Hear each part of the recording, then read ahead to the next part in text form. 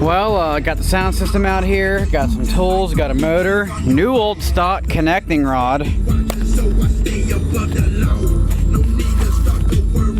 Ooh, got a splasher. Why? Splasher? Verticals? Do they use splashers? I thought they had a plastic gear. I've never actually torn apart a vertical other than a 3.5 horse, and that was forever ago. Oh, that's not called a splasher, it's called a dipper. At least in Tecumseh. That OHV better not mean overhead valve, because I looked up the model number of my motor to find a compatible connecting rod. I got the part number. So, better be it. There's a whole bunch of... Maybe this connecting rod just works with a bunch of stuff. Well, it looks like I'm gonna need this and the mud train, because I just went to Tractor Supply and got some carburetor cleaner. And there's a bunch of people there at a tent, and Dinky was exciting to them, so I was asked to pop a wheelie, and I did. But I forgot I needed to weld the rear wheel back in place, because everything I was holding it on was a split in the axle and the washer. And I threw it in second gear, slammed the clutch, kablooey. Yeah, there was no making it move after that. Now, if I get it home, I can weld her back up and have her tip-top, tip-of-the-tip shape. But yeah, I already had the welds fail and was running off of mechanical connection I had to get me home if the welds failed. Well, the mud cart completely failed, not having those front supports it normally had when it had the rack on it. So that did add structural stability. And I cut that off and it collapsed on me. But I made it past a set of logs over there before it happened. The wheel flew off, all kinds of stuff went wrong. Dinky was crumbling this. But we made it. We made it. You see there's our failure there. Ooh, that's actually pretty nasty. That is really bad, actually. That's really bad. Split the axle open. I don't know if I can fix that. We can try. I have no idea what I'm doing here. I'm just gonna take these bolts out in the bottom and hope that this will split. Probably gonna take the flywheel off or something. But let's see. Yeah, you know, if this were I'm used to there being like a panel, but this motor's vertical. Just take a minute to take this in. Look at that. That is a high quality casting. That is a very high quality casting. You won't get that in a Chinese motor. Alright, I don't see anything else holding it together. We're gonna try splitting it soon. Yeah, hopefully there's not like some type of weird bearing thing going on. Hold it together. I do not want to have to take this on to another level. Get pissed off, grab the shovel, bash it apart. No, I know that won't be smart, but I feel it's right up in my heart. I'm gonna do it. You'll say I am retarded, but I have to get that shit started. Yeah, I might remember the governor while I'm at this. Got it, I grab it and I grip on the handle. I hit it with a plier and I split in that. Oh, I didn't make a rhyme. Oh man, but it's about time for me to get that tripod. Oh damn it! Damn it, the leg was jamming and it fell off. That is not what I wanted.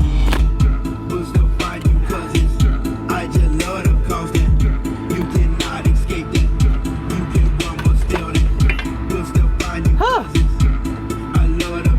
Wow, it's pretty big in here. So that's all the governor is right here? That is an interesting setup.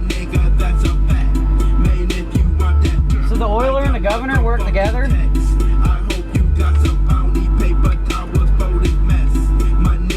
So how exactly do I get the old Coney down there?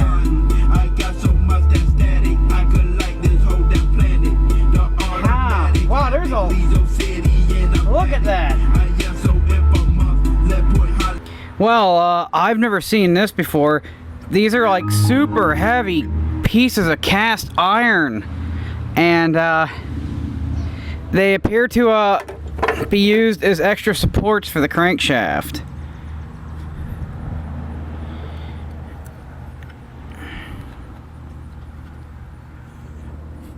That's interesting.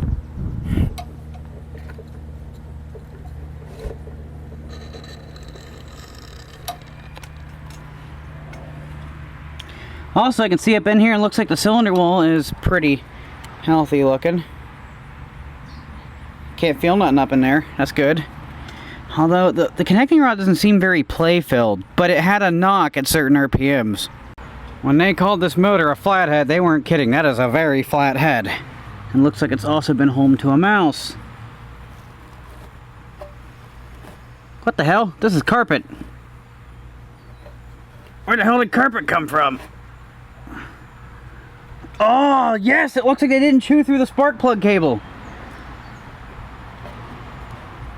I thought for sure that was going to happen.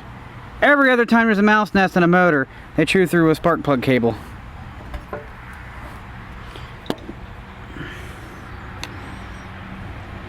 Now this head needs cleaned on the outside. Oh, I'm curious what the inside will look like. I've never even had this metal plate off. You know, I gotta say, for me, of never being in this head, bolts came out pretty easily. I mean, I did it with that little wrench. Didn't even, I just gave it a little...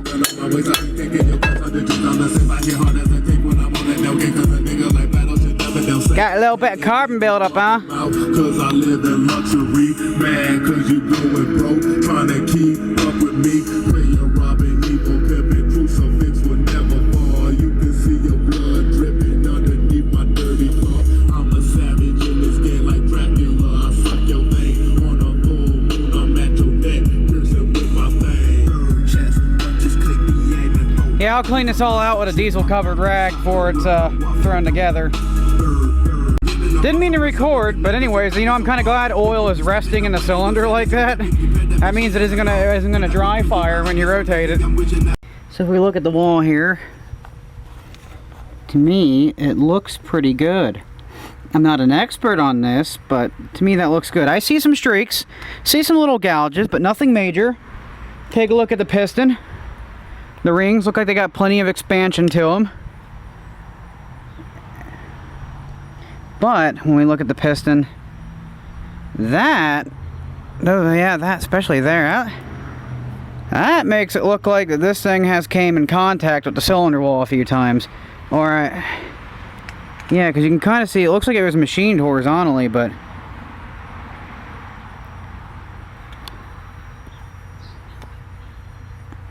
And again, I guess it looks like that on the inside a bit too, and there's no way it came in contact.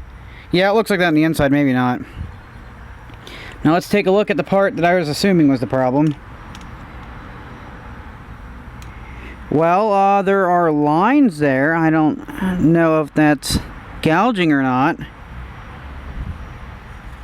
Well, I can always take a look at a new one and see what a new one looks like. Well, I see those lines. They don't seem as prominent, but I see them.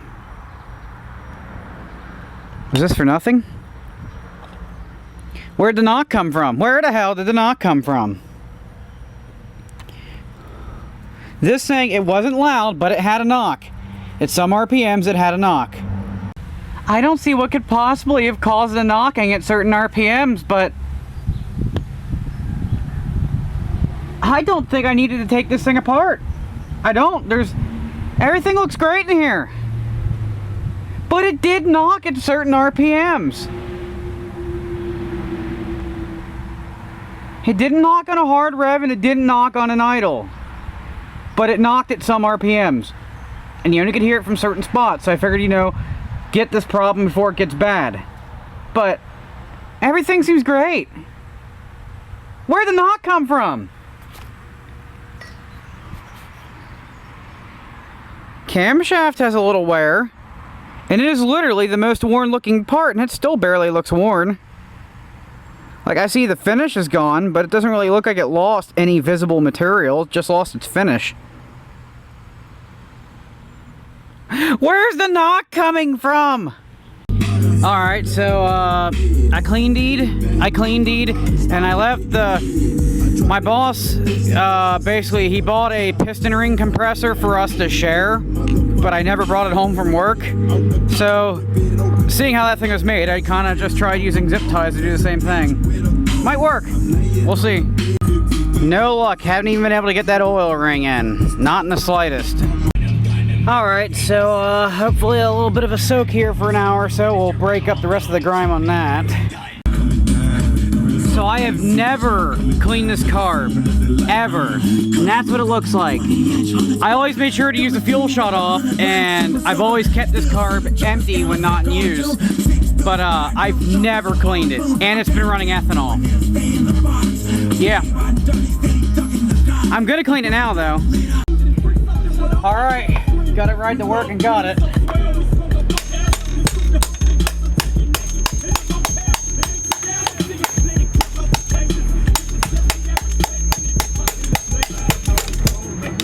And it works! It works! This thing works! It works! I hope I can rotate the piston correctly. I had a little crooked going in. I think this thing is an overly elaborate counterbalance to allow for a smaller crankcase, so they don't have to have the big part over here. I think this is just a, you know, because I don't think it's one piston and it still needs an opposing force to equal it out. So instead of having this big piece over here, it's got it down here, connected through linkages. That's why there's an extra connecting rod. Kind of cool, honestly. Why do tiny two-stroke motors have bearings here and in there, but big four-stroke motors, nah, man, we're just gonna use a little oil. In case y'all wondering, it's 185 Newton meters. Yeah, just kidding. This is American. It's foot-pounds. Just kidding, a little bit more, or I should say, I screwed up. That's inch-pounds. I actually don't even know where my foot-pound torque wrench is.